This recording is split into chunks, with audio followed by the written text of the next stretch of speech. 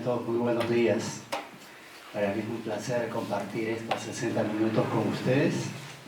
Hemos preparado una ayuda visual para seguir la conferencia y espero que sea de provecho para todos ustedes.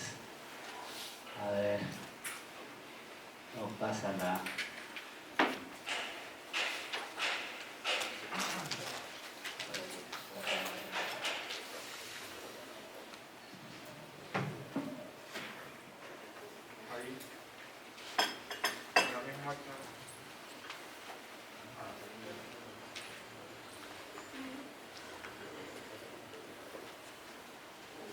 ¿Qué pasó?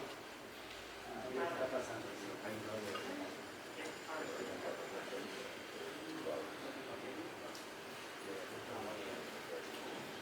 Bien, esta es la agenda que vamos a seguir.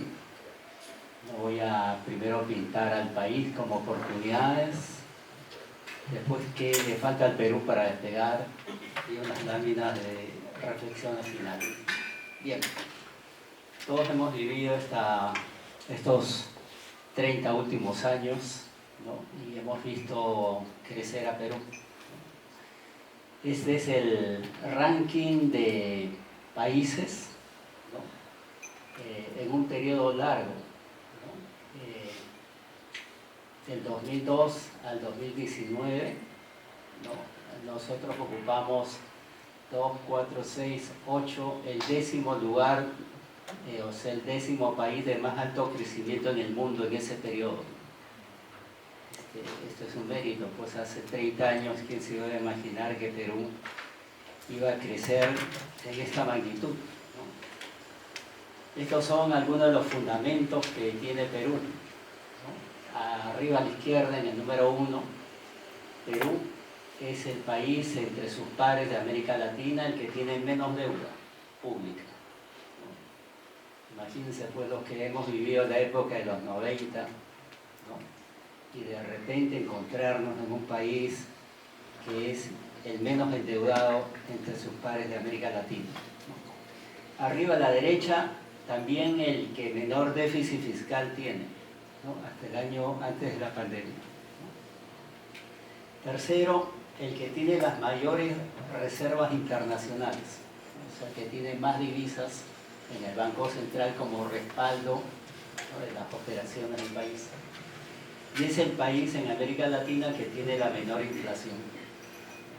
Entre Panamá y Perú, ahí estamos ambos países, ¿no? O sea, esto se llama fundamentos, ¿no? O sea, Perú tiene fundamentos económicos y financieros, sí, tiene fundamentos, ¿no? Esta es la serie histórica de la inflación del país, ¿no? En los últimos 30 años, ¿no? En promedio es más o menos 3% de inflación, ¿no? Que es la inflación más baja de América Latina hoy día. Pero este año la inflación va en el 10º mes en 5.73, ¿no? Alto. La banda del Banco Central es entre 1 y 3, el objetivo del Banco Central, ¿no? Y este año estamos al doble que la banda alta, ¿no? Más adelante vamos a ver de que esto no es culpa de peruanos, sino es una inflación importada, básicamente, ¿no? Ha subido el precio de la soya, del petróleo, del maíz, del trigo, en todo el mundo. Cuando uno compara la inflación de Perú con la inflación de México, de Chile, etcétera, se da cuenta de que este es un fenómeno universal, ¿no? No es un fenómeno de Perú solamente, sino es una falta de oferta que está habiendo hoy día en el mundo, porque no hay barcos, los contenedores no están en su sitio, no hay chip para ensamblar equipos de tecnología avanzada, ha subido el precio del petróleo, ¿no? Etcétera, ¿no? Y también hemos tenido un fenómeno nuevo, ¿no? Esta columna es la de la variación del tipo de cambio, y todos los negativos significan los años en que el sol se ha revaluado. Esto es otro fenómeno también importante para Perú. Nunca nos hubiésemos imaginado de que el sol sea moneda más fuerte que el dólar, y así lo ha sido en los últimos años. Excepto en los 2 últimos años, que son estos 2 años, uno no se ve, ¿no? El año pasado el sol se ha depreciado casi 9%, y en lo que va del año 11%. ¿No? Pero hasta antes del 19 el sol era más fuerte que el dólar, una cosa increíble también que nunca nos hubiésemos imaginado. ¿No? Estos son los gráficos de los últimos 21 años de las monedas latinoamericanas, ¿no? Aquí está el Perú, y lo que dice básicamente este círculo verde es que en estos 21 años últimos la moneda local se ha depreciado 15%, que comparados con sus pares de Chile, la moneda chilena, el peso chileno se ha devaluado 50%, el peso colombiano 100%, el peso mexicano también 118%, el brasilero 100% y el argentino ni hablar, 9.000. O sea, de lejos el sol ha sido la moneda más fuerte en América Latina también, entre sus pares. Y en el mundo hay 2 monedas que se han revaluado, el yuan chino y el euro, ¿no? Pero si lo comparamos contra el yen, que es una moneda históricamente también dura, ¿no? El yen se ha devaluado en los últimos 21 años 11% y el sol peruano 15%. O sea, de lejos era mejor tener soles que yenes, porque la tasa de interés en el Perú es muy superior que la del Japón, donde las tasas son negativas. Y entonces la moneda peruana también ha sido una moneda estable, salvo estos 2 últimos años, pero en los últimos 21 años también la moneda peruana tiene un mérito muy, muy especial, ¿no? El Banco Central se ha dado el lujo de vender 16.000 millones este año, ¿no? Esta cantidad. 10.000 son en efectivo, o sea, han ido contra reservas, y 5.000 han sido derivados, que coloca el Banco Central, que no necesariamente es venta de billete verde, sino son a futuro, ¿no?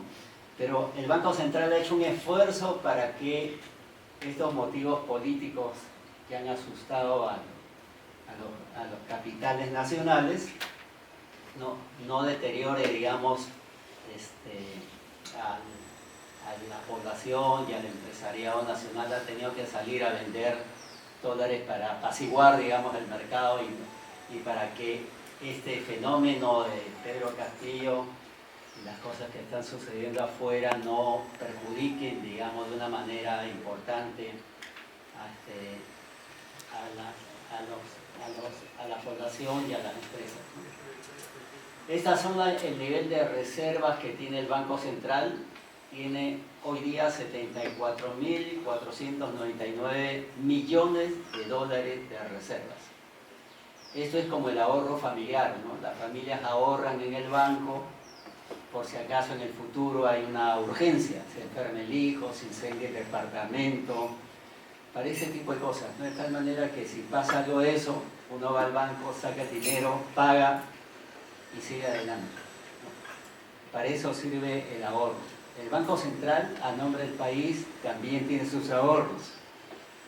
Y esta es la serie histórica de cuánto ha ahorrado, el saldo de cuánto ha ahorrado en su libreta, ¿no? Y hoy día tiene 74.000 millones de dólares, todos depositados en bancos AAA. Esa es la política del Banco Central, fuera del país, ¿no? Y tiene además posiciones en oro, dólares, yenes, euros principalmente. Esto es una fortuna, como ustedes podrán comprender, y esto da estabilidad al país. De tal manera que si viene una pandemia como la que hemos vivido, o una crisis de banqueros en Estados Unidos y se contagia a todo el mundo, el Banco Central le dice al mercado: yo tengo una posición de divisas, no se preocupen, no va a pasar nada grave. ¿No? En la crisis americana, allá en el año 2008, ¿no? El sol peruano fue la moneda que menos se devaluó en América Latina, 5%, con la mayor crisis de los últimos 84 años.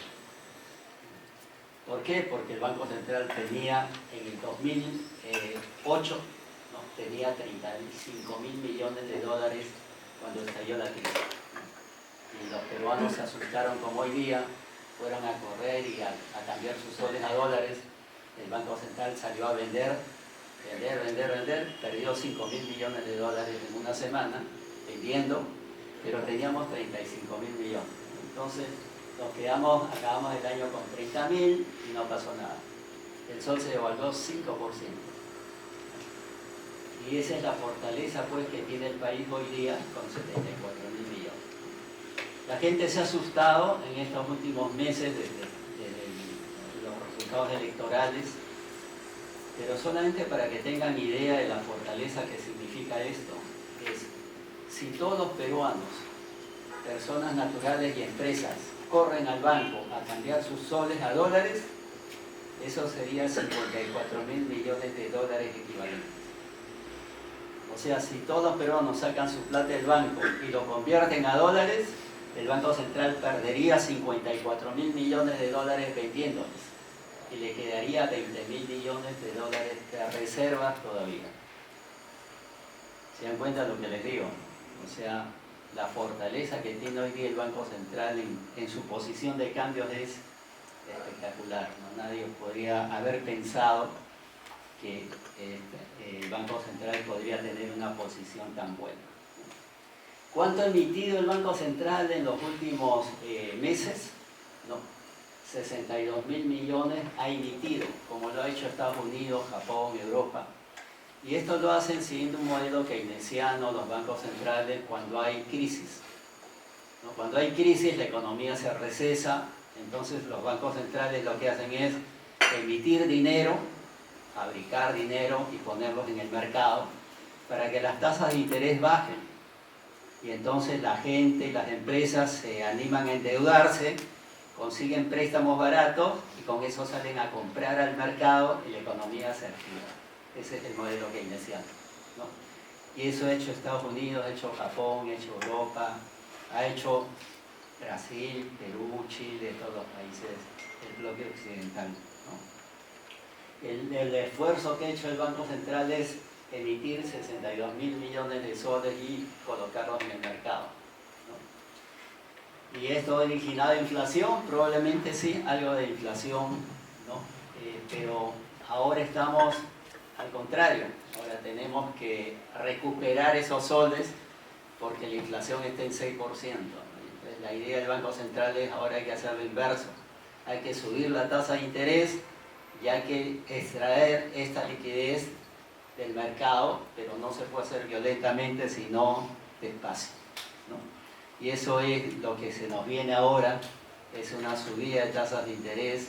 El Banco Central ya pasó de 0.25 a 2 y seguramente lo va a seguir haciendo como lo está haciendo Estados Unidos también, ¿no? Estas es las tasas de interés en el mercado peruano, ¿no? Al 9 de noviembre, o sea, la semana pasada, una cosa así, muy cerca, ¿no? Moneda nacional, moneda extranjera, estas son las tasas de interés de los préstamos, lo que se llama tasa activa, ¿no? Las corporativas son aquellas empresas que venden más de 300 millones de soles al año, ¿no? Cuando una corporativa va a un banco y pide un préstamo, ¿no? Esta es la tasa promedio al 9 de noviembre, hoy día en el mercado peruano, 2.56, ¿no? Y si alguien es un poco más chico, 4.96 es el promedio, o sea, pueden haber tasas un poquito más altas y otras más bajas, ¿no? Pero son tasas negativas, porque la inflación de este año va a ser 6%. O sea, uno pide un préstamo y tiene dinero en valor real, pasa un año y devuelve el préstamo con 6% de poder adquisitivo menos. Y paga estas tasas. O sea, la diferencia es negativa. O sea, quien pide un préstamo en soles hoy día, y es corporación o es gran empresa, le está saliendo gratis el préstamo, en otras palabras, en poder adquisitivo, ¿no? Porque está pagando una tasa de interés menor que la inflación, entonces está devolviendo dinero con menos poder adquisitivo, ¿no? Esto es algo notable en el Perú, ¿no? Se ha dado porque la inflación, digamos, ha subido, ¿no? Y es una coyuntura muy especial. Y una característica también muy especial hoy día en el mercado peruano financiero es que sobra liquidez. O sea, los bancos tienen mucha más liquidez de la que pueden colocar eficientemente, ¿no? Entonces hay un apetito por colocar bien, y hoy día eso no es muy fácil en el mercado peruano, como ustedes podrán comprender. Y en moneda extranjera, esta es la tasa vigente en moneda extranjera, 2.26 para las corporaciones, y en Estados Unidos las empresas más grandes, las que se llaman, digamos, los mejores clientes de un banco, esta es la tasa, no se ve bien acá, pero la tasa de los últimos meses ha sido 3.25.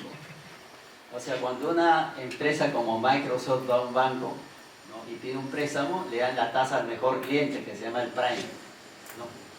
Y el Prime hoy día en Estados Unidos es 3.25, y el Prime en el Perú es 2.26. O sea, las empresas peruanas, cuando van al banco y tienen un préstamo en moneda extranjera, la tasa de interés es más barata en el Perú que su similar en Estados Unidos. Esto es algo también que no esperábamos. Pero ¿qué ha pasado? Como mucha gente pues está ahorrando en dólares en el Perú, hay exceso de dólares y nadie quiere préstamos en dólares porque el dólar se está disparando y entonces se da una coyuntura muy especial en el Perú, ¿no? Pero esto es algo inimaginable, ¿no? Pero ya lleva varios años que está así, ¿no? La tasa de interés Prime de Perú es mucho más baja que la Prime americana, ¿no? Esta es la calificación de riesgo de Perú, ¿no? Como ustedes saben, hay 3 empresas calificadoras de riesgo que actúan en el Perú. Uno es Standard & Poor's, otro es Moody's. Esta es la posición de Moody's, ¿no? Y acá hay 2 grados, ¿no? Un grado especulativo, que es no recomendable, y otro es el grado de inversión, que es recomendación, ¿no? Y Perú siempre ha estado en este lado de especulación, pero hace como 10 años nos pasaron aquí a triple B menos, después nos mejoraron a triple B y ahora estamos en triple B más, ¿no? Que es una calificación en América Latina, es la segunda calificación mejor en América Latina para un país, ¿no? El que nos lleva ventaja es Chile, ¿no? Chile tiene calificación A, nosotros tenemos triple B más, ¿no? Y tenemos la misma calificación en Moody's que México. En Standard & Poor's, México está en una calificación menor que Perú. Pero tenemos una calificación mejor que Chile, ¿no? Mejor que Colombia, mejor que Brasil, Argentina, etc. Este es otra medalla importante para Perú, ¿no?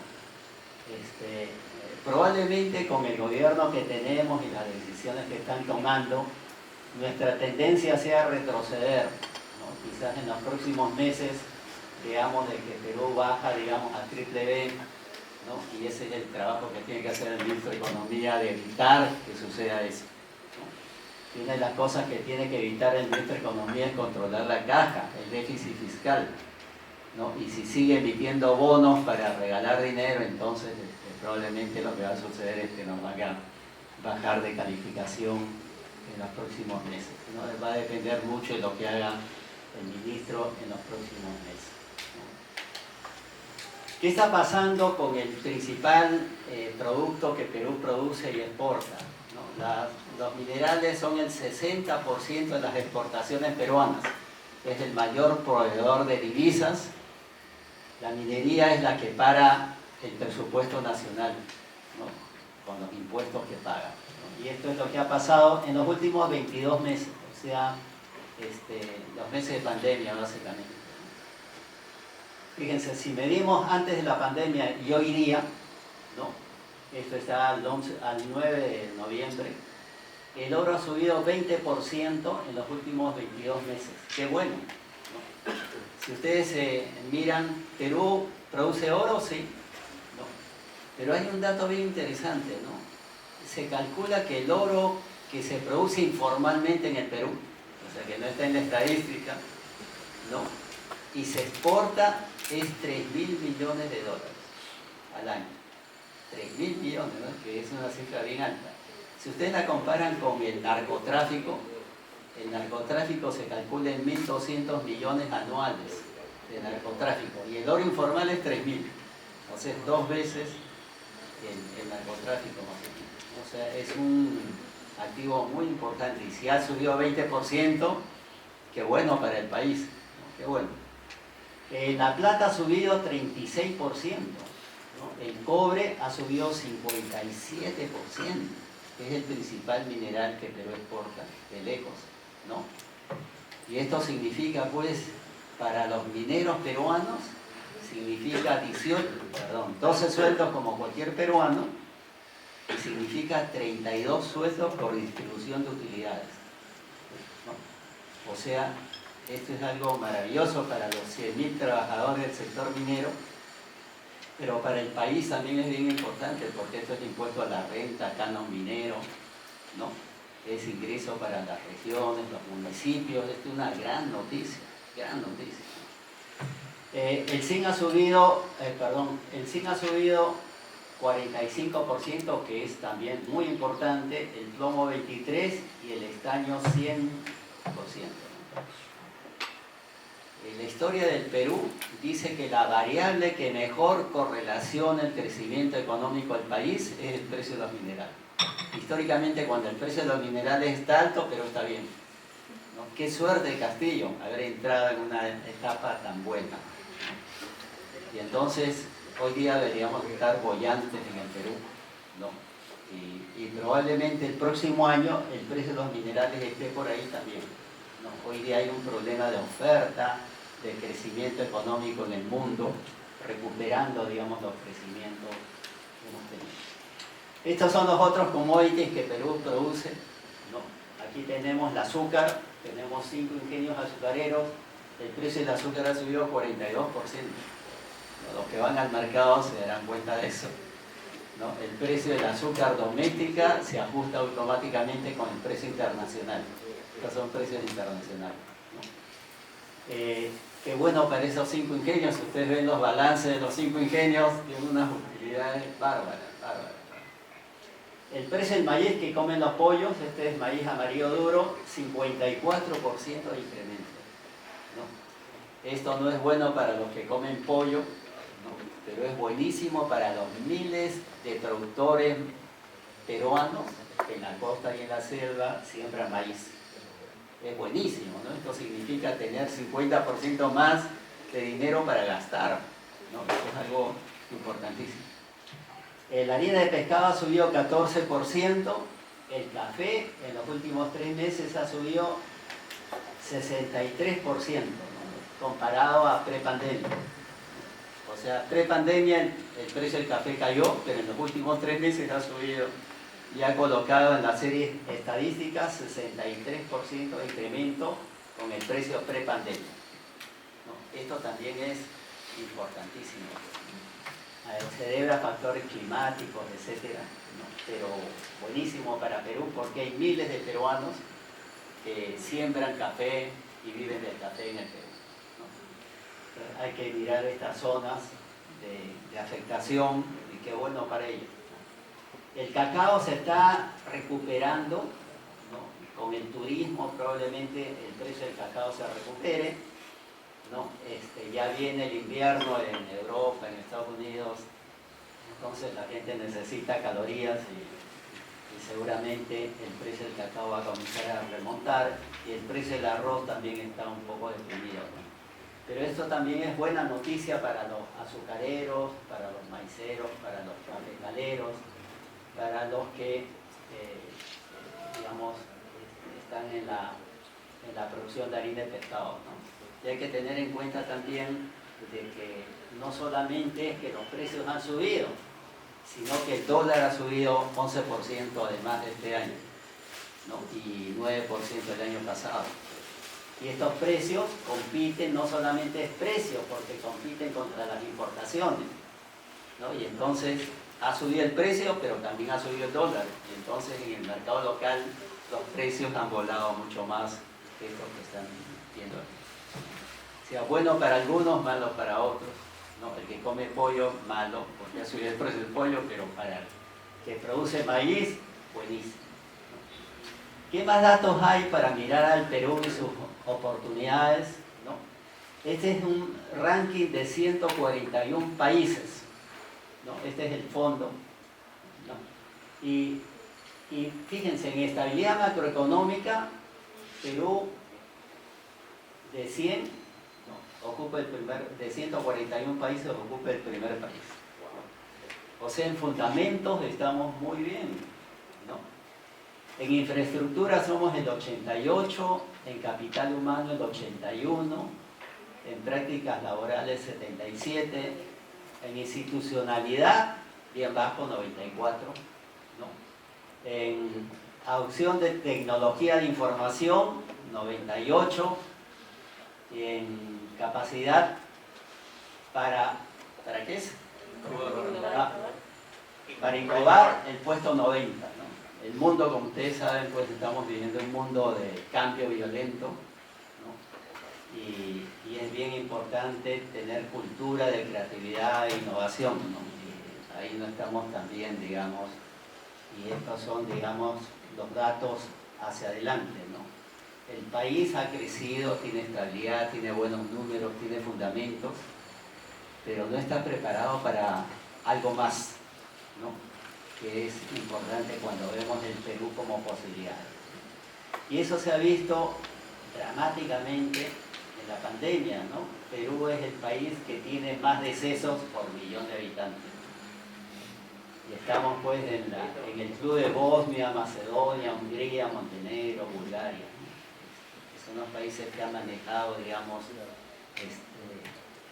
más deficientemente el tema de salubridad, ¿no? Y aquí hay un dato que no conocía, ¿no?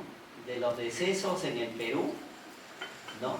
El 70% casi son de más de 60 años. Siempre veíamos las cifras de fallecidos, ¿no? Pero no nos preguntamos quiénes, ¿no? Y básicamente la gente de la tercera edad es la que ha fallecido, digamos, en una cantidad mayoritaria, ¿no? Esto es el número de fallecidos en el tiempo, y como verán, estamos llegando a un punto, digamos, bajo en la curva, ¿no? Y esta es la velocidad a la cual se está vacunando la gente, ¿no? Y es bien importante, creo que aquí es uno de los pocos ministros que ha funcionado en este gabinete, ¿no? Y esta es la velocidad a la cual lograríamos la inmunidad, ¿no? Probablemente, según el ministro, a fines de año ya habíamos adquirido la inmunidad de rebaño, ¿no? O sea, el 75% de la población está vacunada, ¿no? Hoy el esfuerzo es convencer a los que no se quieren vacunar, ¿no? Ese es el esfuerzo que se está haciendo hoy día. Pero como que hemos recuperado, digamos, el atraso que teníamos en vacunación y ha mejorado, digamos, el tema sustancialmente. Eso nos lleva a pensar en cuándo se restablece el prepandemia en la economía, ¿no? Y más o menos, si le dimos 100 en febrero del año 2019 y vino la pandemia y la economía cayó, el PBI nacional cayó, estaríamos recuperando otra vez el 100 de antes de la pandemia el primer trimestre del año 22, ¿no? O sea, estamos cerca a volver a la normalidad, digamos, muy pronto, ¿no? Y aquí están pintados mes a mes, digamos, la caída que tuvimos. Hemos tenido unas caídas pues, espectaculares, innecesarias probablemente, ¿no? Pero en ese momento se tomó la decisión de frenar la economía y cerrar toda la economía.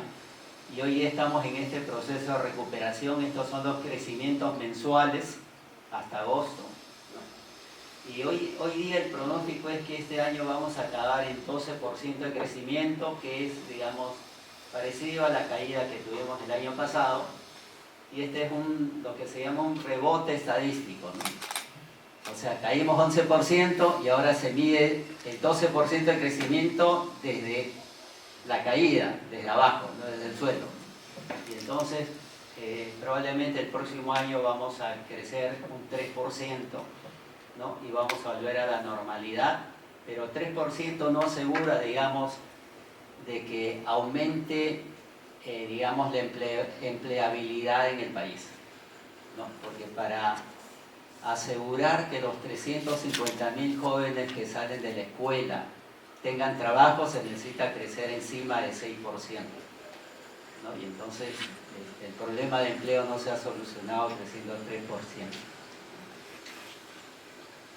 Y este es un tema que hay que mirar de cerca, que es las variantes al virus, ¿no? La variante Delta, la variante Lambda, que es la peruana, ¿no? ¿Cómo está afectando? Ya había una noticia esta semana sobre qué ha pasado en Alemania.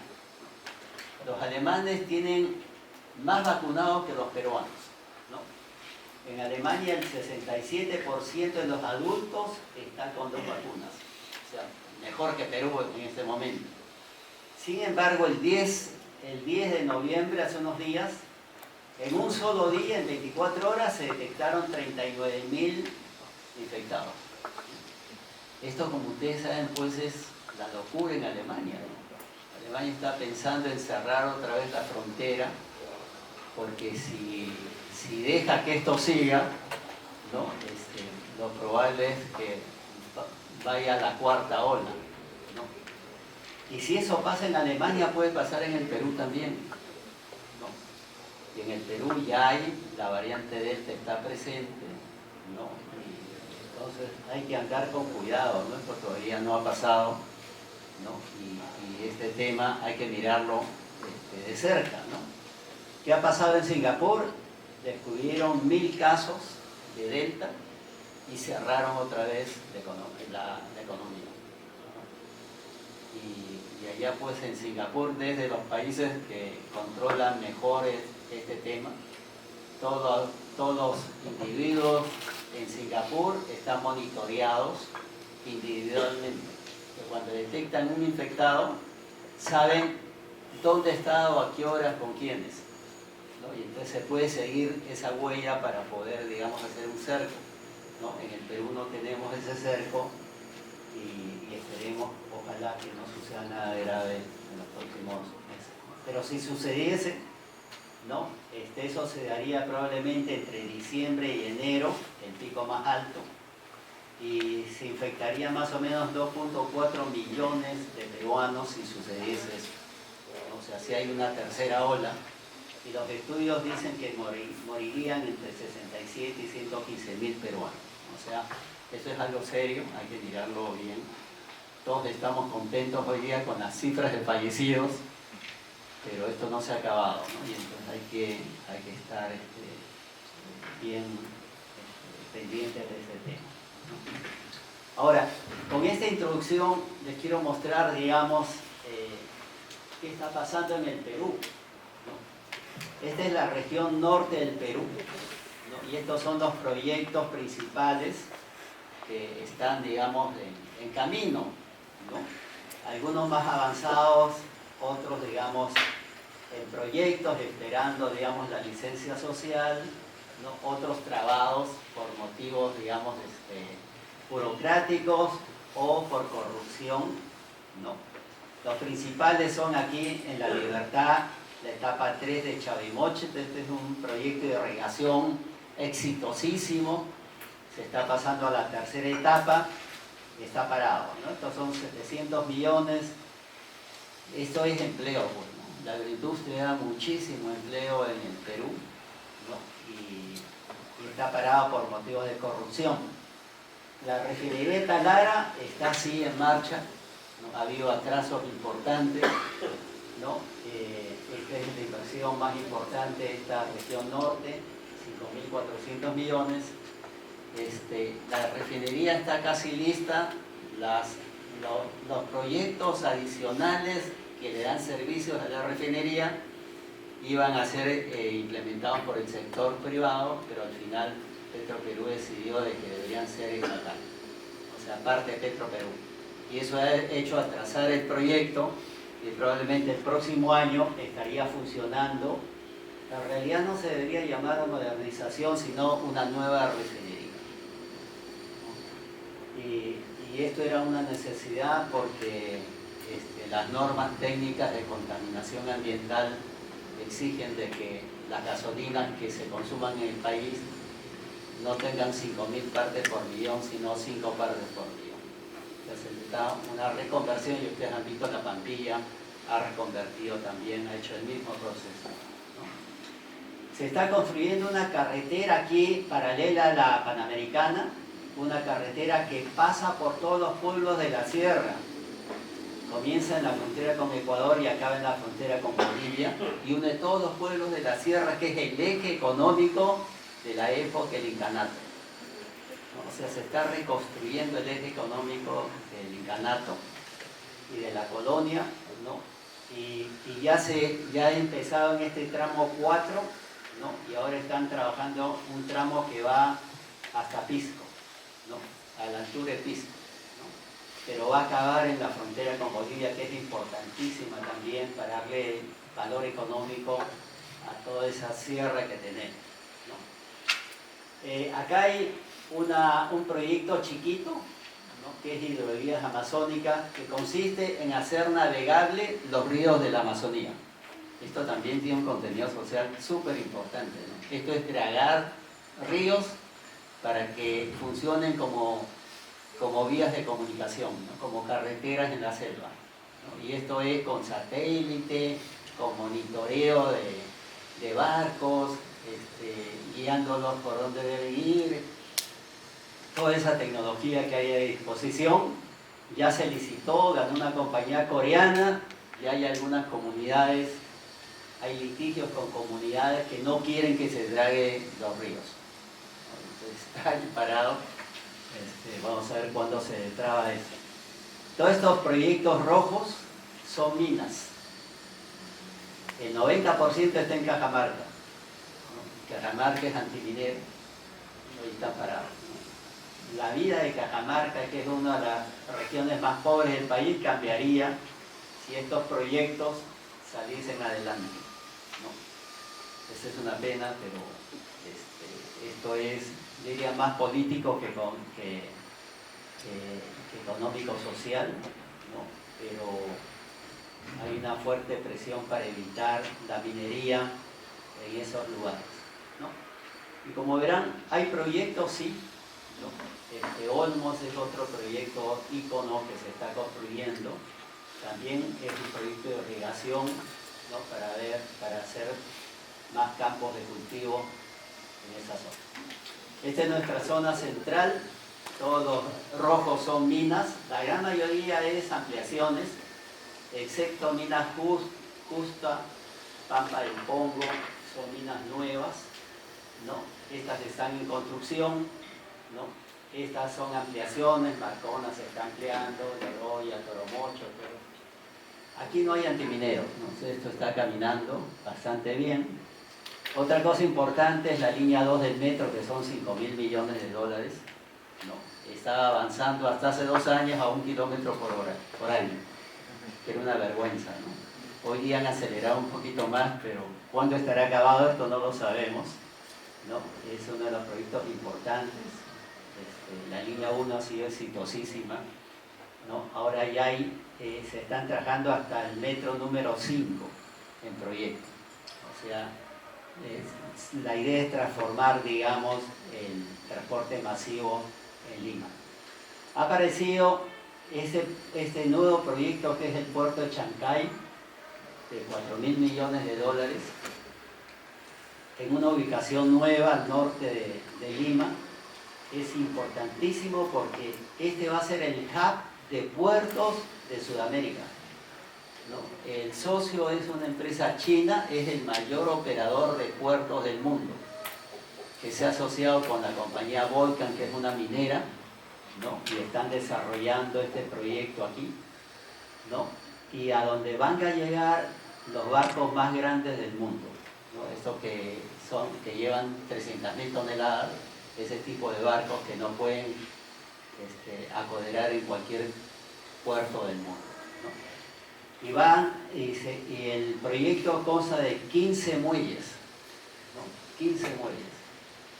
Y esto pues va a cambiar, digamos, y va a abaratar los costos, digamos, de la mercadería marítima que viene al Perú, ¿no? Y esto podría jalar, digamos, la mercadería que venga de Brasil, de Bolivia, ¿no? A través de una carretera transamazónica, ¿no?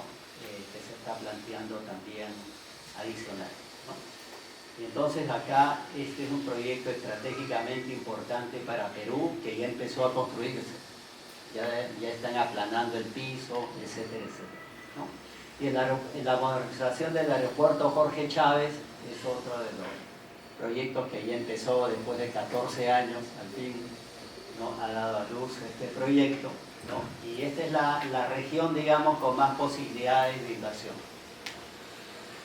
Bien, y esta es la zona sur del país, ¿no? Los rojos son los proyectos mineros, como verán.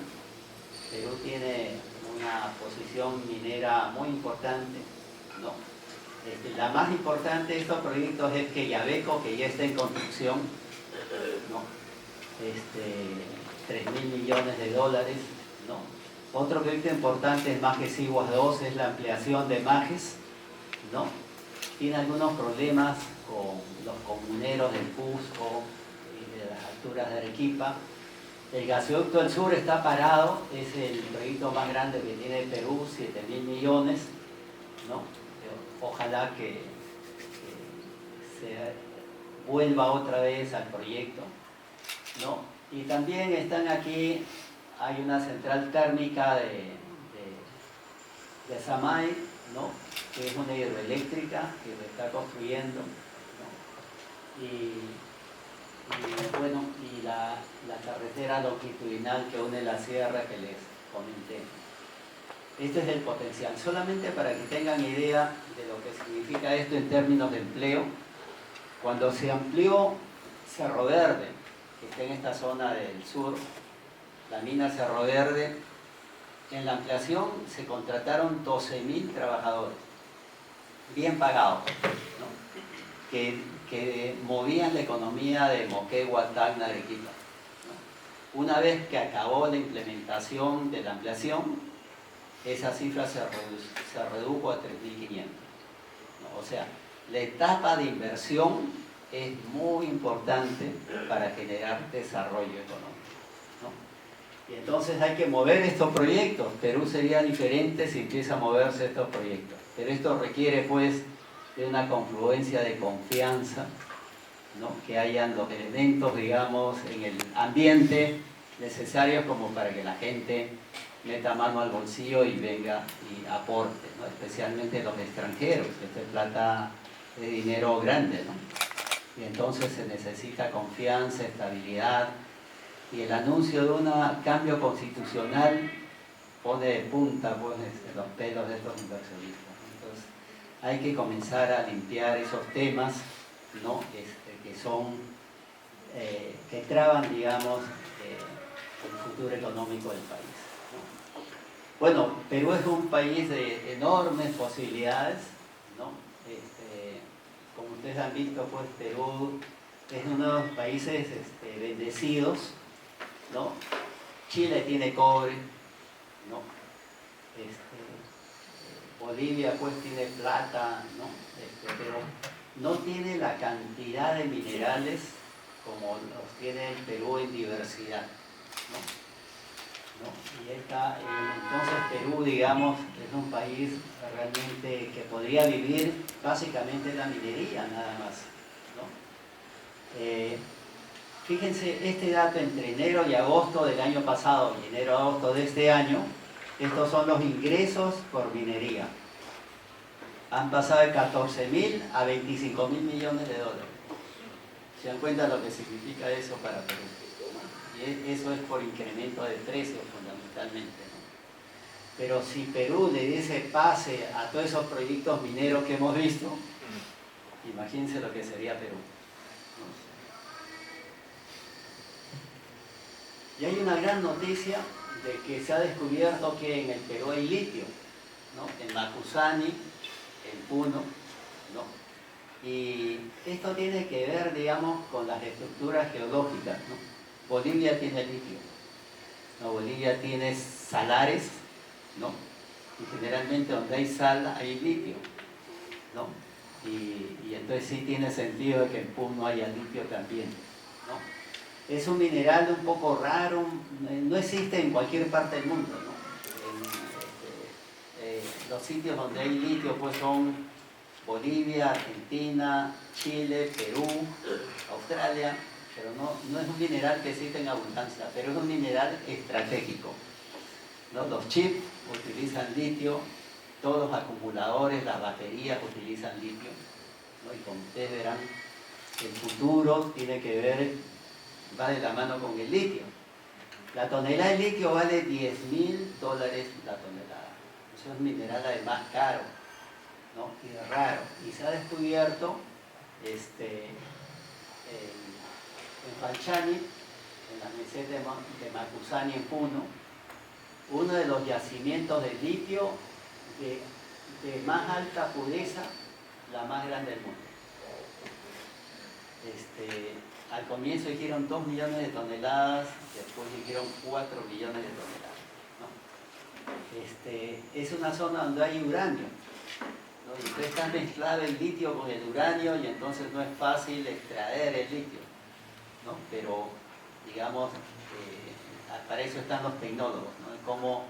Cómo hacer los procesos para separar la contaminación del uranio con el litio que se está extrayendo, ¿no?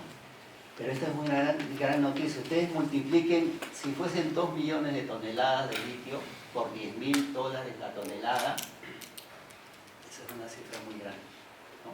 Solamente en este yacimiento, ¿no? O sea, con eso estaría asegurado, digamos, el futuro del país, ¿no? Y estos son los usos que tiene el litio, ¿no? El teléfono celular tiene, los coches eléctricos tienen alta intensidad de acumuladores, porque hay que guardar la energía en una batería y esos acumuladores son de litio, ¿no? Bien, también tenemos una fortaleza muy grande en lo que es agroindustria. Toda la costa peruana es un invernadero natural, ¿no? O sea, lo único que falta es agua, ¿no? Y ustedes han visto cómo se ha transformado Ica, donde hay pleno empleo hoy día, cómo se ha transformado La Libertad, donde hay pleno empleo hoy día, ¿no? Y Piura hoy día está importando trabajadores de las zonas aledañas porque la agroindustria se ha transformado de una manera notable, ¿no? Y hace poco no cultivábamos arándanos, ¿no? Por ejemplo, ¿no? O jengibre, no cultivamos para exportar jengibre, por ejemplo, ¿no? O quinoa, un producto nuevo de exportación, ¿no? Y hoy día, digamos, en el ranking mundial somos el primer país en arándanos y en quinoa, nos pasamos a Bolivia en quinoa, el segundo en paltas, espárragos frescos, conservas, castañas peladas, ¿no?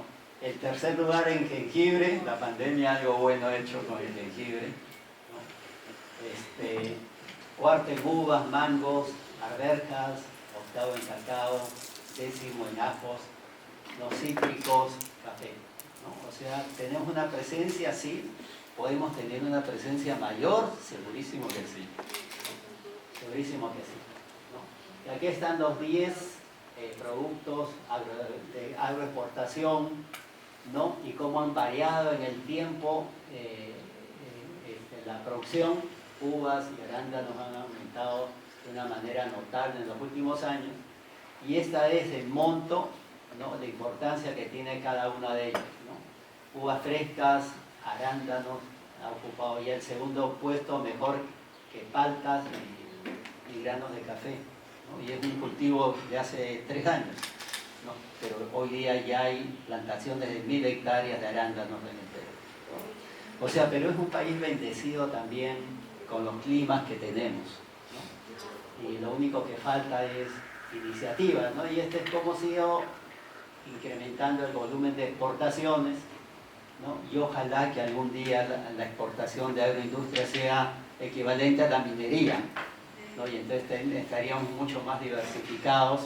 Y la gran diferencia es que la minería no da mucho empleo, la agroindustria da empleo masivo, ¿no?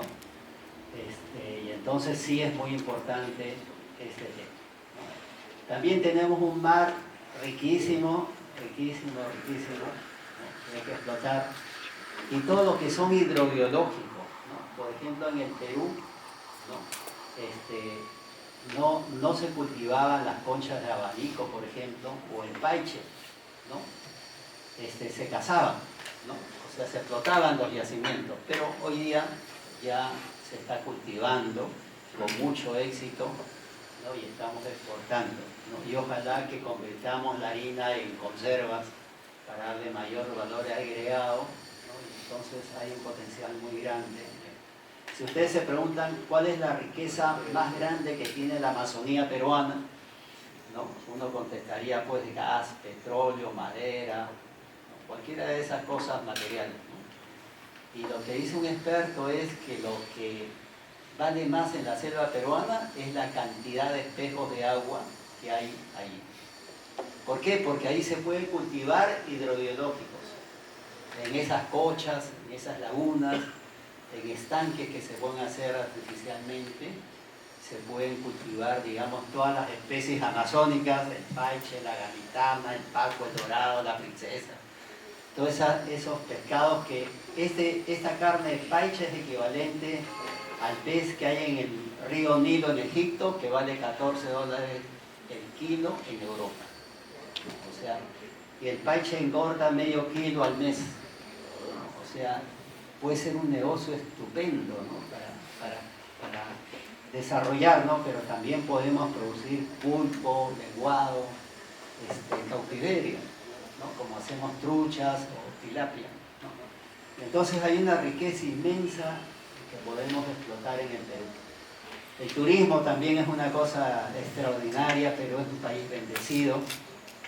Si ustedes se van a España y ven las estadísticas de turismo, hay más turistas en el año que habitantes en España, ¿no? Y si se van a Costa Rica también probablemente, ¿no? Y Costa Rica pues no tiene la riqueza turística que tiene el Perú. O sea, esta es una actividad que da muchísimo empleo, ¿no? Y que mueve la economía de los países. Sí, hay países que viven del turismo, ¿no? Y Perú podría vivir del turismo, sin minería y sin agricultura, etcétera, ¿no? Sin petróleo. El Perú es un país bendecido, ¿no? Ahora, hecho esta introducción, la pregunta es ¿qué le falta al Perú para despegar? Porque Perú tiene todas las condiciones para ser un país pues de primer mundo, ¿no? Y si nos preguntamos Suiza qué tiene, o qué tiene Japón, o qué tiene Corea, en recursos naturales, en posibilidades tiene muy poco, ¿no? Pero son países desarrollados. Entonces, la gran pregunta es ¿qué nos falta para despegar? Cuando uno pregunta cuáles son los principales problemas del Perú, estos son los que ocupan los primeros lugares, ¿no? Corrupción, delincuencia, pobreza, falta de seguridad ciudadana, falta de empleo, ¿no? Todos estamos conscientes de eso. Cuando preguntamos cuál es el nivel de confianza de las instituciones en el Perú, las que se llevan la medalla son primero los partidos políticos, el Congreso, los gobiernos regionales, el Poder Judicial, ¿no? Están entre los que tienen menos, digamos, los menos votados, digamos, ¿no? Y entonces les quiero contar una historia porque yo voy a todos los CADES, ¿no? Y entonces recuerdo un CADE de hace 16 años, más o menos, en Arequipa, donde uno de los oradores principales era un americano que había escrito un libro que se llama Confianza, Trust, ¿no? Y en esa época era un bestseller, ¿no? Y lo habían contratado para que dicte una conferencia sobre confianza, ¿no? Pero antes de la conferencia lanzaron una encuesta a los 700 empresarios que habían en el CADE, ¿no? Y la encuesta decía, marque con un aspa sí o no, ¿usted confía en sus familiares? ¿No? ¿Sí o no? ¿Usted confía en los vecinos? ¿Usted confía en los demás empresarios con quien hace negocios? ¿Usted confía en la policía que les brinda seguridad? ¿Ustedes confían en los jueces peruanos que administran justicia? Y tenemos que marcar sí o no, nada más. En la tarde, antes de la conferencia del americano, resultado, y se me ha quedado grabado, ¿no? ¿Usted confía en sus familiares? 7% dijo que no confía en sus familiares. ¿Usted confía en sus vecinos? 45% dijo que no confiaba en la familia que vive al costado de la casa. ¿Usted confía en los demás empresarios con quien hace negocios? Todos éramos empresarios. 55% contestó que no confiaba en su colega. ¿No? ¿Usted confía en la Policía Nacional? 91% contestó que no. ¿Y en los jueces que administran justicia? 93% contestó que no. Imagínense. Si no confiamos en los jueces, que son los hombres más probos del país, que dicen quién tiene la razón, o no confiamos en los que nos cuidan, les pagamos para que nos cuiden, y el 91% dice que no confía en la gente a quien le pagamos, al policía para que nos cuide, estamos perdidos. Y entonces, este es el personaje americano, se llama Francis Fukuyama. Este es su libro que está en N ediciones, después ha escrito estos otros libros, es famosísimo el tipo. Él dio los resultados de la encuesta y entró a la conferencia, ¿no? Dijo, señores, ¿no? Y me acuerdo de lo que dijo, ¿no? Dijo, las empresas que se desarrollan en una sociedad de desconfianza no tienen futuro en el mundo global, en el mundo de la alta competencia. Fíjense lo que dijo. O sea... Entonces, en la cultura es fundamental que se instale la manera de poder crear valor conjuntamente, de manera colaborativa, entender que también las buenas ideas pueden venir de cualquier lado. El que dirige, el que está abajo, pero eso sí, tiene que establecerse como la primera línea de la empresa tiene que decir, comencemos a promover la innovación. Si no, lo que haces es frustrar a la gente cuando le dices, innova, pero no te voy a creer tanto, depende de que yo lo vea. Tienes que crear una dirección que también promueva esto como parte del ADN de las culturas. Porque los líderes son los que definen la cultura, pero la gente la encarna, la hacen realidad. Entonces, estrategia, sistema y cultura. Son tres conceptos que nos van a permitir que la innovación sea realmente algo que esté instalado en el ADN de las organizaciones. Existen estándares para la innovación para poder fortalecer un sistema y además se integra con las normas ISO. Mi empresa tiene una norma ISO, por ejemplo, la 37001. Creemos en la anticorrupción y el antisoborno, ¿no? O sea, somos una cultura ética. Pero también creemos en que tenemos que generar integraciones de esos sistemas de calidad con los sistemas que crean lo nuevo. Porque de lo contrario, estar centrado en la eficiencia, como decía Christensen antes de fallecer, en febrero del 2020, cuando es el gran, digamos, gurú del que hablaba de la innovación, que era de la eficiencia sostenida y lo que le llaman la innovación disruptiva. Todo el mundo escuchaba, ¿no? Ahora está de moda hablar de disrupción y nadie sabe qué es, pero hay que ser disruptivos, ¿no? Ahora les voy a explicar un poco qué es realmente eso. Pero Christensen decía que el problema de Japón justamente fue que se centró mucho en la eficiencia, pero no generó innovación disruptiva. Entonces, no creó nuevos mercados y generó fórmulas de acceso que permitieran crecer y se quedó en el tiempo. Y justamente uno de los problemas de la economía japonesa fue que se centró en la innovación, estuvo en la innovación centrada en la eficiencia y no logró ir más allá a nivel de lo que era la innovación disruptiva, que es creación de mercados y generación de acceso en modelos de negocio, que ahora vamos a conversar un poquito. Entonces, con esto, ¿qué quiero decirles? Que la apuesta por la innovación hoy es una necesidad. Necesitamos innovar. Y a las preguntas sobre las tecnologías, innovación no es solo tecnologías. Es más, la tecnología es un habilitador para la generación de valor, pero no es un fin en sí mismo. Y la innovación lo entiende así. Por eso cuando se habla de transformación digital, binomio, innovación, hay que tener muy claro que la transformación digital no trabaja proyectos tecnológicos, sino proyectos de negocio. Todo proyecto es proyecto de negocio. Y la tecnología es el habilitador que te permite repensar la manera en la que tu negocio funciona. Es decir, cómo capta, cómo genera y cómo entrega valor. Y a partir de esas tres cositas, cómo capta, cómo genera y cómo entrega valor, vas viendo la tecnología como esa palanca que te genera valor. Pero no se trata de adopto tecnología y soy innovador. A pesar de que el manual de Oslo te dice que la transferencia tecnológica y la adopción tecnológica es un tipo de innovación, y eso es correcto, no se trata simplemente de comprar una tecnología, ¿no? Se trata de cómo estoy generando valor, resolviendo problemas y mejorando situaciones. Eso es generar valor. Eso es generar valor. Entonces, muy bien, lo que quiero hoy día entonces es plantearle justamente para el marco de lo que son empresas que están creando este valor, centrándose en el cliente al que se están dirigiendo, cómo buscan la antifragilidad. Taleb en su libro El Cisne Negro, en el libro de Frágil, trabaja el concepto de antifragilidad a diferencia de resiliencia. Y lo que te plantea es que la antifragilidad no solamente es resistir y poder salir de la adversidad con las capacidades que tú tengas, sino también es la capacidad de crecer en la adversidad. ¿Qué tipo de modelos de negocio son antifrágiles frente al COVID? ¿Y por qué?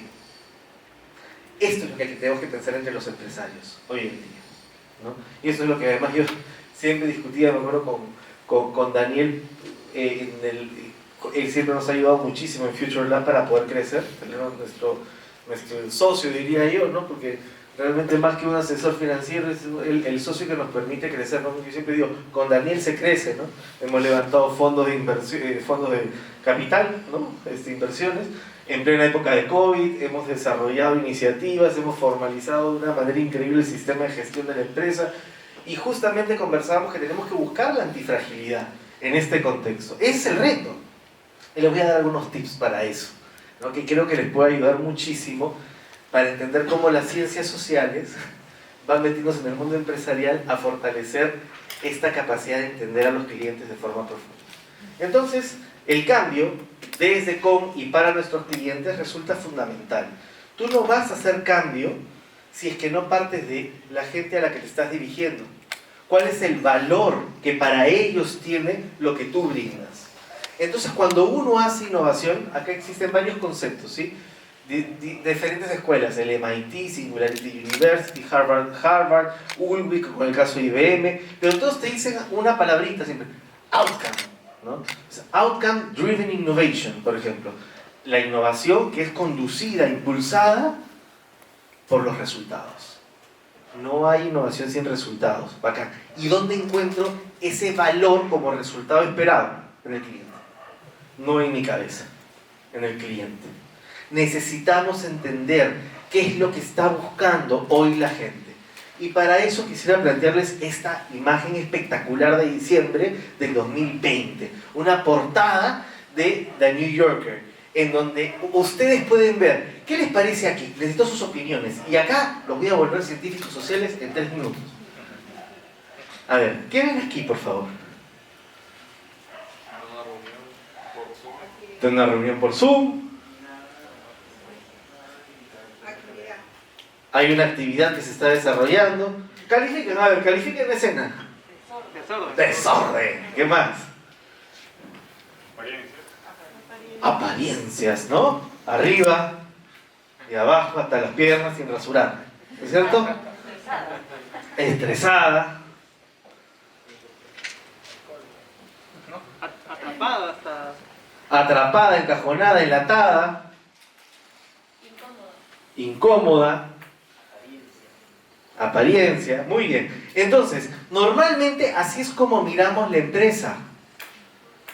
Con ese tipo de clichés o las necesidades de nuestros clientes. ¡Qué desastre! ¡Qué desastre! Muy bien, el científico social ve oportunidades. Ahora, transfórmenme oportunidades de negocio cuando ven esto. Y esto lo ha hecho mi socio, 35 oportunidades en 4 minutos. Ustedes pueden hacer más. Díganme oportunidades de negocio que están viendo en esta escena. Alzador para el laptop. Excelente, alzador para laptops. Miren los libros, ¿no? Limpieza para personas solteras o personas que están teniendo el home office y no tienen tiempo para limpiar. Llamas y lo hacen. Muy bien, ¿qué más? Cuidado de mascotas. Cuidado de mascotas, excelente. Delivery, muy bien, ¿qué más? Salón de belleza casa. Salón de belleza casa. ¿Y cuánto ha prosperado eso acá como negocio o no? Un gimnasio tiene pesitos. Gimnasio, tiene pesitas, muy bien. Sí, por favor, no interrumpas. Listo, ¿qué más? Una mejor silla para la espalda.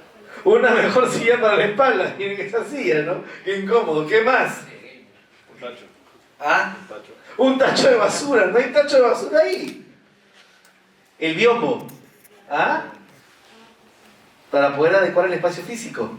Diseño de interiores, nuevo. Diseño de interiores ha prosperado. No le falta chamba hoy día a los diseñadores de interiores. No le falta chamba.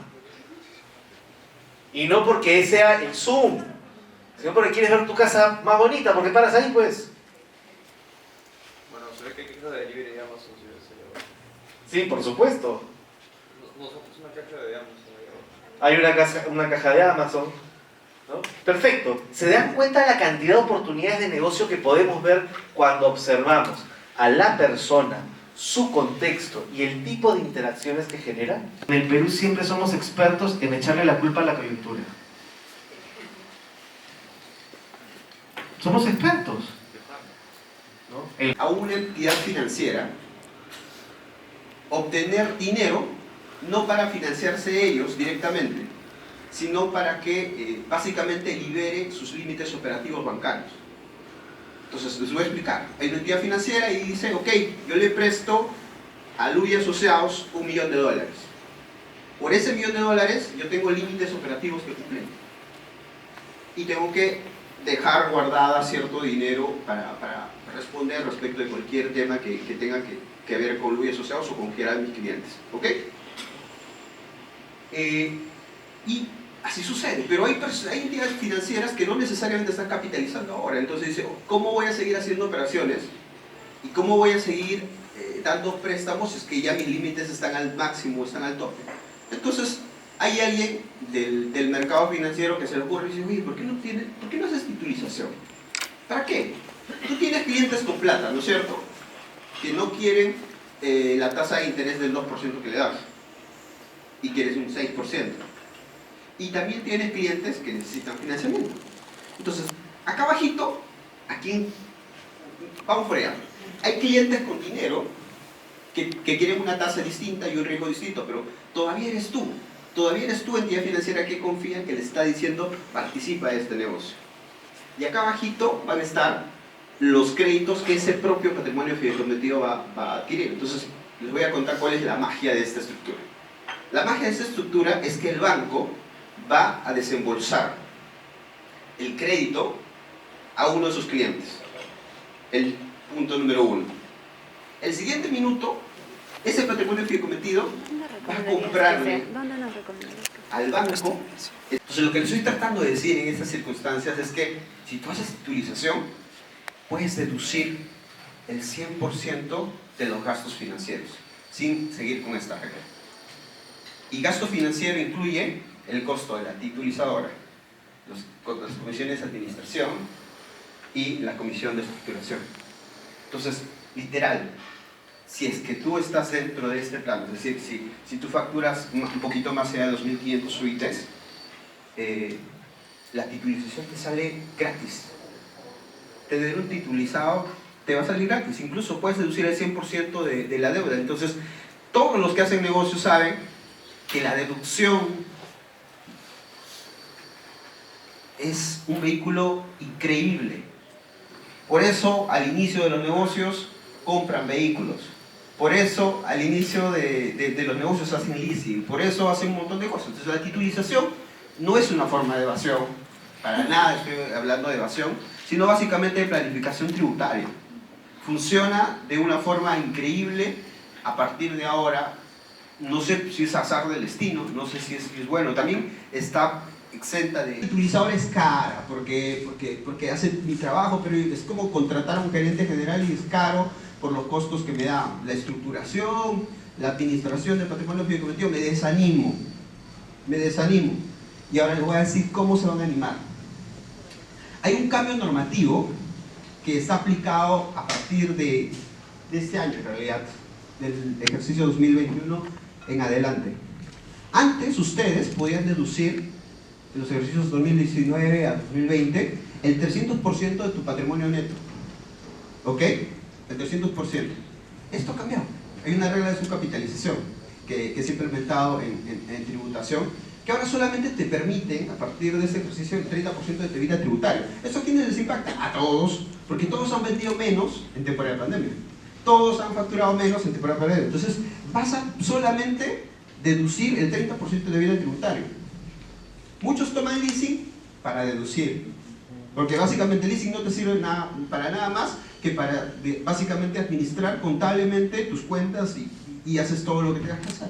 O sea, nadie en su sano juicio haría leasing si es que no tuviera ese beneficio. ¿Ok? Entonces lo que les estoy tratando de decir en estas circunstancias es que si tú haces titulización, puedes deducir el 100% de los gastos financieros sin seguir con esta regla. Y gasto financiero incluye el costo de la titulizadora, las comisiones de administración y la comisión de estructuración. Entonces, literal, si es que tú estás dentro de este plano, es decir, si tú facturas un poquito más allá de 2.500 UITs, la titulización te sale gratis. Tener un titulizado te va a salir gratis, incluso puedes deducir el 100% de la deuda. Entonces, todos los que hacen negocios saben que la deducción es un vehículo increíble. Por eso, al inicio de los negocios, compran vehículos. Por eso, al inicio de los negocios hacen leasing. Por eso hacen un montón de cosas. Entonces, la titulización no es una forma de evasión.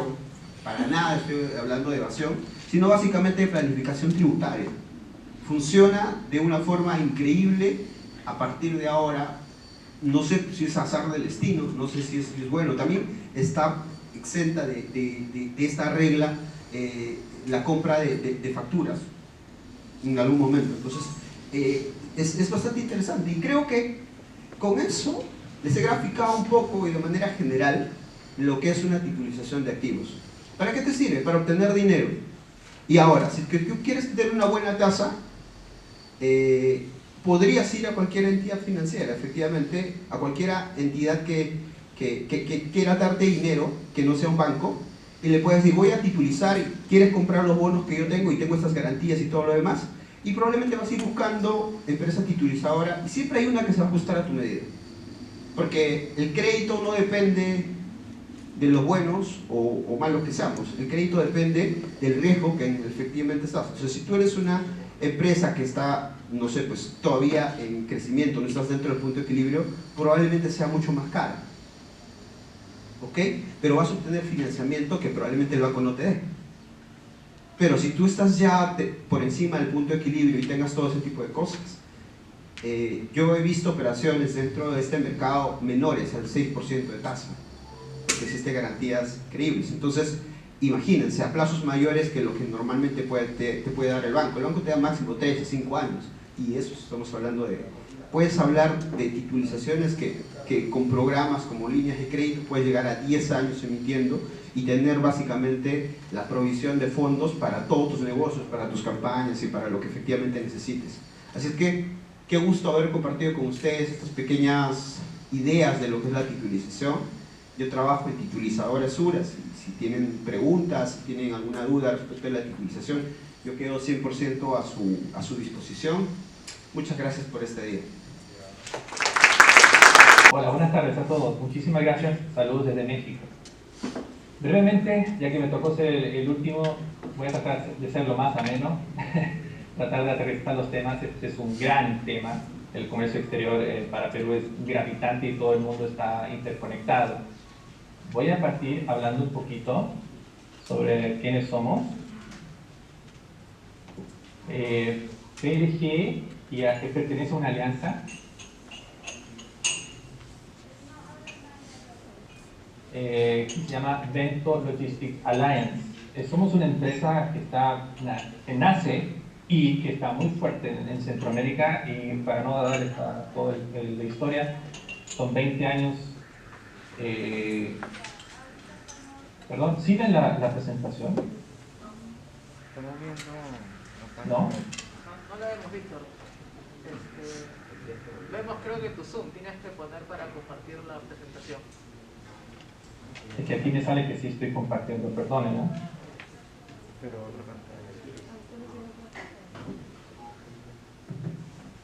ver. quizás descomparte y comparte nuevamente, y ahí generalmente se arregla.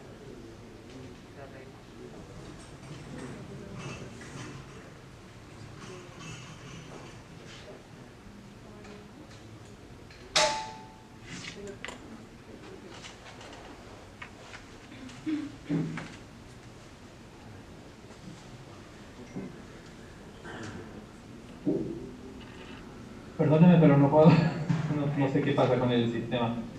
Ya, si no, lo que podemos hacer, Víctor, es nosotros vamos a proyectar ahí está. Ya. Ahí está. Ya no digo Ya, nada. perdón. Ahora sí. Vamos. Bueno, ya esta parte la había cubierto, pero básicamente la empresa es centroamericana y ya luego vamos a abrir en México, Colombia y muy próximamente también está en planes irnos a comer allá muy bien en Perú. Por nuestras experiencias en lo que son todos los servicios de la gama internacional de transporte, nos permite poder hablar con propiedad sobre lo siguiente. La logística, el elefante en la sala. Yo voy a tratar de hacerlo lo más ameno posible. Por favor, me disculpan si no voy a ser tan técnico como mis antecesores, pero quiero que lo pasemos bien, que ustedes se vayan con más interrogantes y con muchas ganas de seguir buscando, indagando, porque este es un tema que sí les afecta directamente a ustedes. Ahorita lo van a empezar a ver. ¿Por qué es el elefante en la sala? Porque nadie lo ve, pero sí está. Muchos damos por sentado, por la inmediatez de nuestra sociedad de consumo, que todo está a nuestro alcance, que cualquier producto que uno quiera está a un clic, a una app o a la vuelta en cualquier guarito en la bodega, ¿no?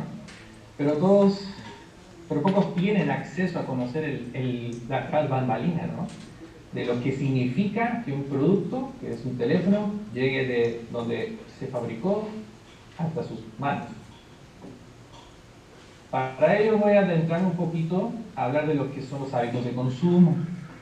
Nuestros hábitos hablan a gritos sobre nuestras sociedades y aún en la ignorancia financiamos nosotros con nuestro dinero a los jugadores que están detrás de ese producto.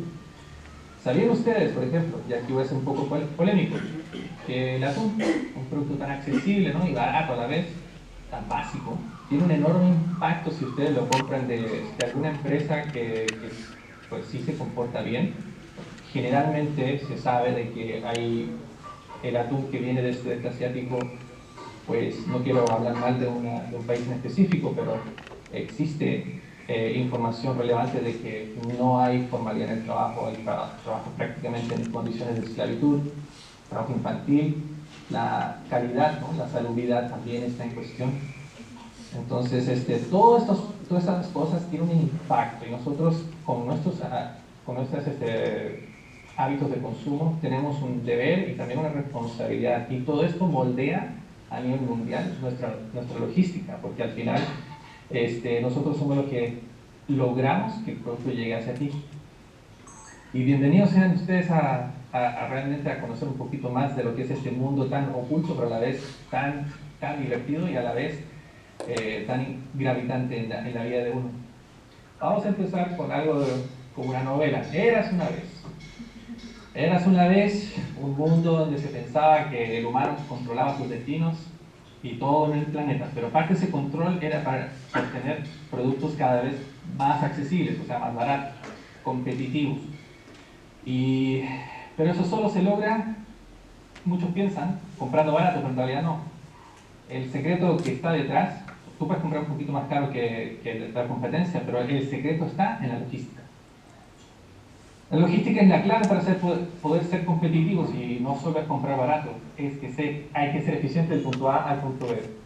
Actividad que pasa por muchísimas manos, ahí como sale en el dibujo. Y lo podemos resumir como si esto fuera un ballet, una frágil danza o una corrida de dominós, que si no está bien hecho, se cae.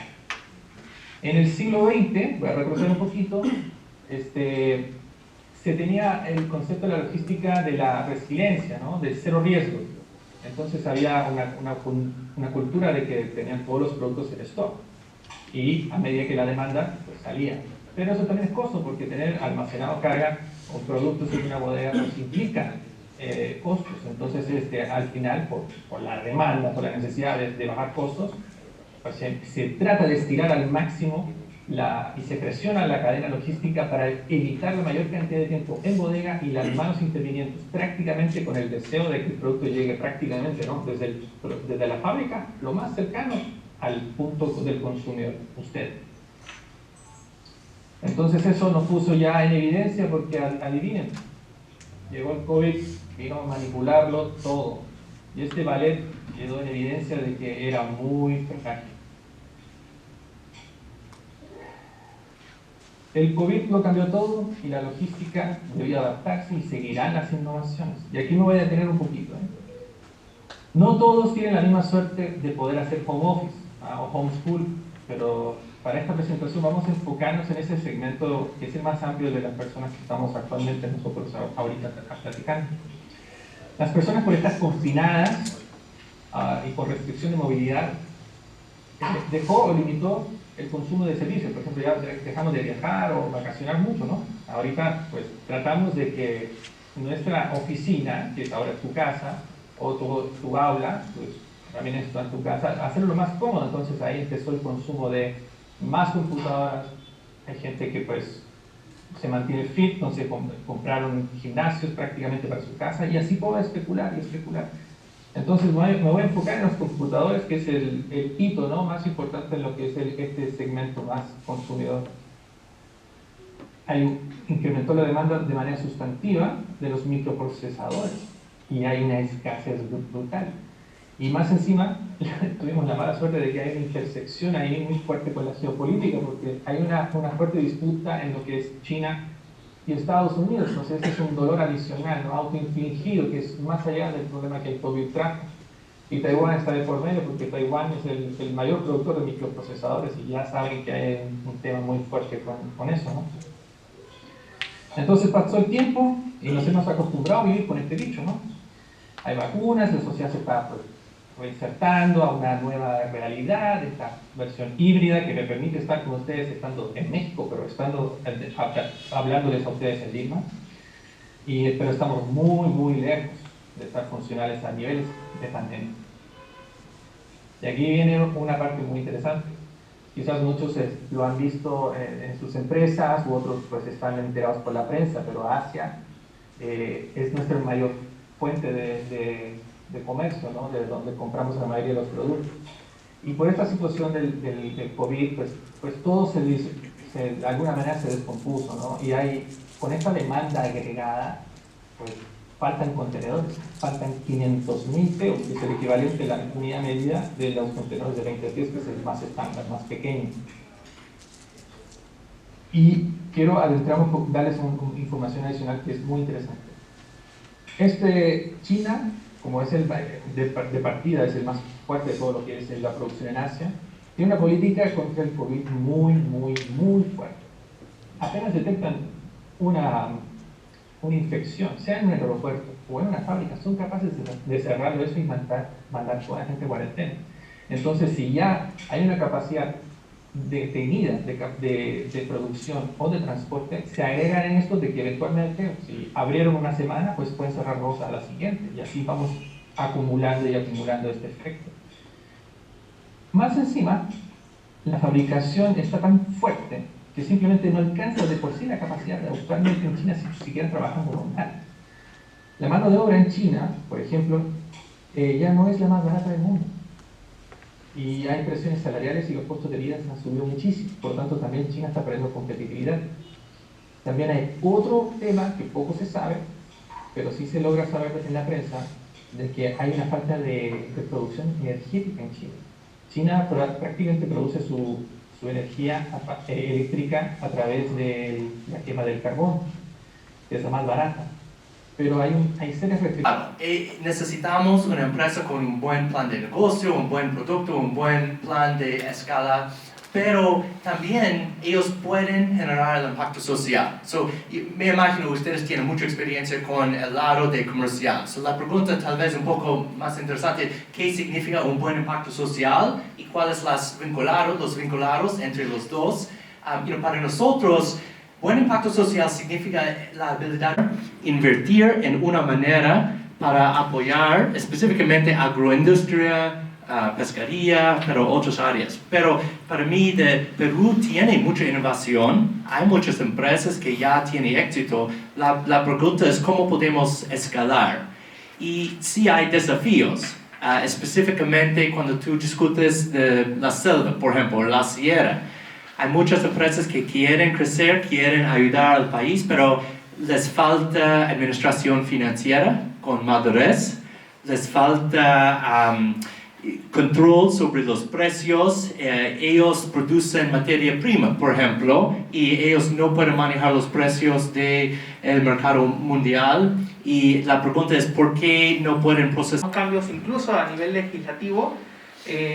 Así que quiero empezar primero con Oscar Ruiz, que de hecho es también aliado legal justamente con nosotros, que nos ha ayudado a armar este evento, para que nos pueda un poco compartir los cambios legislativos que están habiendo con respecto a este nuevo tipo de empresas que está surgiendo, y de ahí vamos a conversar un poquito justamente con Chad también y con Gerson acerca de cómo se está moviendo eso ya en las empresas consolidadas. Así que, Oscar, primero te invito a que puedas tomar la palabra. Bueno, muchas gracias hoy día. Realmente ha sido muy bueno y gratificante el interés por hacer un tema de romper esos paradigmas que solamente es hacer dinero, sino tener el tema de riqueza sostenible, ¿no? No solamente sostenible con y para los accionistas o los socios, sino que con la sociedad y el medio ambiente. Y hoy día Luis nos hablaba en la mañana con respecto a las sociedades de confianza. Ahí empieza desde algo muy pequeño. Y en esa línea también nos ha hablado Alfredo sobre el tema de empezar a innovar, pero innovar como, no solamente por el producto, sino por modelo de negocio. Y así es como ha salido el tema de sociedades VIP. Algunos todavía no es muy conocido en el Perú, pero ya se está realizando. Y acá es donde entran las empresas de beneficio con propósito. O llamadas también empresas de triple impacto. Sigue siendo una empresa que vas a generar ese valor agregado de generar rentabilidad e ingresos, pero viendo los dos aspectos adicionales. Siguiente, por favor. Sí. Lo máximo que tú podrías dar en relación a eso sería el 10% de la utilidad neta antes de impuestos. Como un ejemplo, si fuera una empresa que tiene 300.000 de esa utilidad, solamente podrías dar 30.000. Porque si lo haces más, simplemente no te lo van a reconocer y no vas a poder deducir. Sin embargo, obteniendo esto, o digamos, tomando este modelo de negocio como empresa, vas a poder generar más. ¿Pero por qué? Primero, porque el modelo de negocio va en relación a este triple impacto. Segundo, que el gobierno corporativo es de transparencia. O sea, tiene que haber una transparencia no solamente con tu fuerza laboral, sino que además con tus proveedores, tus clientes, la sociedad. Prácticas laborales, o sea, dar buenos. Cuando decimos buenos, me refiero a que cumplir con todo aquello que necesita tu fuerza laboral. Y las prácticas ambientales es aquella que va en relación a que parte de este core de negocio implica que tú te comprometes a realizar algo en bien del tema ambiental. Y las prácticas con la comunidad, en el entorno donde te encuentres. Siguiente, por favor.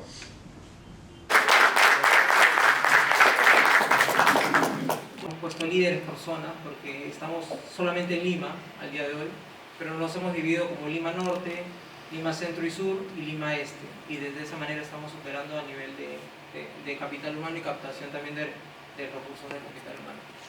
Cursos de gestión en las mejores universidades como que es la Pacífico, la Universidad de Piura, ¿no? y han ido aprendiendo y gracias a ellos, bajo la formación que me han dado, no necesariamente, pero hoy en día ya no nos metemos mucho al día a día, estamos más exigiendo a los gerentes generales los resultados, ¿no? Y bueno, mi hermana mi hermana también, desde el año pasado, en noviembre, que nos dirigimos a hacer los siguientes pasos del holding, está como directora de marketing e innovación, ¿no? Y es importante delimitar la familia política del negocio, y es ahí donde entra el tema del protocolo familiar, ¿no? Y que permita también a la gerencia operar con libertad dentro del rango que se le da como presupuesto, ¿no? Lo otro que resalto mucho es que cuanto más alejado el dueño o el accionista esté del día a día, van a tener una empresa mejor preparada, más sostenible en el tiempo, ¿no? El holding es diversificar el riesgo, estamos empezando a diversificar el riesgo del consumo masivo y viendo otras oportunidades de negocio.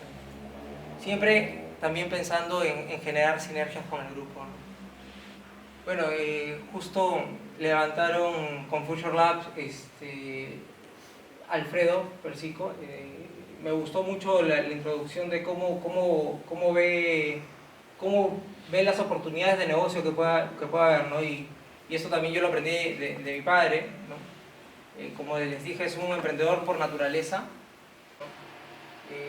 Bueno, si soy un profesional dependiente, ¿cómo puedo emprender? Básicamente es estar en esta prueba y error de la búsqueda del modelo de negocio, o tienen las alternativas también de franquicias, ¿no? Si tienen un ahorro importante, pueden buscar franquicias, no sé, hay franquicias, justo hablábamos con Daniel, hay franquicias de pollerías, hay franquicias, incluso nosotros hemos creado una franquicia de nuestro modelo de market, ¿no? Cómo manejar una tienda, ¿no? De 120, 150 metros cuadrados, ¿no? Y básicamente es eso, ¿no? Ver las opciones de que puedan haber de distintas opciones de franquicias y valorizar este retorno, ¿no? El retorno que ustedes puedan esperar, si es 2, 3 años o 4 o 5 años, va a depender mucho del apetito de riesgo que ustedes tengan. Daniel, gracias. Bueno, hasta ahí, muchas gracias Gerson por la exposición. Yo quería preguntar, quizás antes de pasar ya a comentarios, quizás Chad o Oscar puedan tener, y antes de pasar también al público, mi pregunta un poco para también ir pensando es, una empresa que quizás todavía no ha llegado quizás a un esquema corporativo todavía como lo es Vega, ¿cuáles son los fundamentos que tiene que poner hoy para poder llegar a transformarse finalmente en una empresa pues de la dimensión y el tamaño? Porque lógicamente muchos de los empresarios que están acá también, la idea es un poco soñar más grande, ¿no? Quizás hoy día estamos en el camino y estamos apuntando algún día a ser los distribuidores líderes del Perú en algún producto o en algún servicio, pero mi pregunta sería, yo como empresario, ¿qué tengo que fundamentar hoy día para poder convertirme en eso que quiero llegar a ser, en la experiencia que has estado viendo y lo que has visto con tus padres? Sí, primero, cuando empiezas una empresa, el dueño es todista, ¿no? De ahí vas captando talento, y dentro de ese talento es importante, es el management, ¿no? Que le puedes dar a la empresa. Entonces, el emprendedor, el dueño de la empresa puede llegar hasta un cierto límite, pero necesitas del profesional, ¿no? Este capital humano que nosotros estamos revalorando mucho en el Grupo Vega para poder seguir creciendo y nos aporten nuevas ideas. Yo creo que va más por ahí, que es el tema de las personas, ¿no? Tener un buen equipo profesional que te permita seguir creciendo. Por eso es que le decía, el accionista o en este caso el dueño, como no hay muchas empresas en el Perú, y lo he visto desde la banca, que los dueños esperan que sus hijos sucedan el negocio, ¿no? Y los preparan y todo, pero no necesariamente el hijo es el que tenga que seguir el negocio. De repente el potencial para mejorar el negocio está afuera, no necesariamente está en la familia. Entonces va por ahí entender qué es lo mejor para la compañía, qué es lo mejor, qué es lo que quiere como familia uno, ¿no? O sea, hay que separar el tema familiar. Si no me equivoco, el 90% de las compañías en el Perú son familiares, ¿no? Hay que separar lo que es de la familia y lo que es de la empresa, ¿no? Básicamente creo que desde ahí ya puedes llegar a mejorar los procesos de la empresa, a profesionalizarla y dar el siguiente paso, ¿no? Excelente, gracias. Oscar Chat, no sé si tiene algún comentario al respecto. Sí, un poco, solo muy rápido. Hay muchas maneras para tener éxito con emprendimiento. Un mentor me dijo hace muchos años, necesita tener 3 cosas: enfoque, un sentido de urgencia y los resultados. Cuando tú puedes enfocar en las 3 cosas, muchas veces, un problema muy típico es les falta el enfoque. ¿Cuál es tu enfoque para tener éxito? Y otra cosa para mencionar es no tener miedo para fallar. En emprendimiento no hay fallecimiento, o como se dice, fallar significa aprender. Y cuando tú tienes confianza en ti mismo, tú puedes aprender y empezar otra vez. Y yo veo en Perú un poco diferente. En Estados Unidos, depende de la costa de este, es una perspectiva, otra es en California, por ejemplo, en la costa de oeste. Hay una cultura muy diferente, y creo que en Perú también hay un poco miedo para fallar. Tú necesitas tratar, aprender y tú puedes ajustar en el futuro. Pero es una cosa tal vez para pensar cuando tú piensas en cómo tener éxito. Gracias. Bueno, yo podría complementar con respecto a lo que hemos conversado, es que todos tenemos talento, todos. Algunos en arte, otros en negociación, otros en organización, pero sin embargo esta primera parte de emprender es tan difícil y que muchos por miedo no lo hacen, y como dice nuestro amigo, no debemos ver que si es que fracasamos tener ese miedo, por el contrario, es parte de esa curva de aprendizaje, ¿no? Entonces, pero luego de ello, así como poniendo un símil, cuando estamos en inicial o pre-kinder, inicial, primaria, nuestras empresas son iguales. Y ya llega un momento donde empieza a ser la profesionalización de nuestra organización, donde, digamos, los dueños, los accionistas, esperan resultados y son los que dan el planeamiento estratégico de la organización, ¿no? Y ahí ya tienes a toda tu organización, y eso implica el tema de la profesionalización. Nada, muchas gracias. Donaciones hay del Estado también.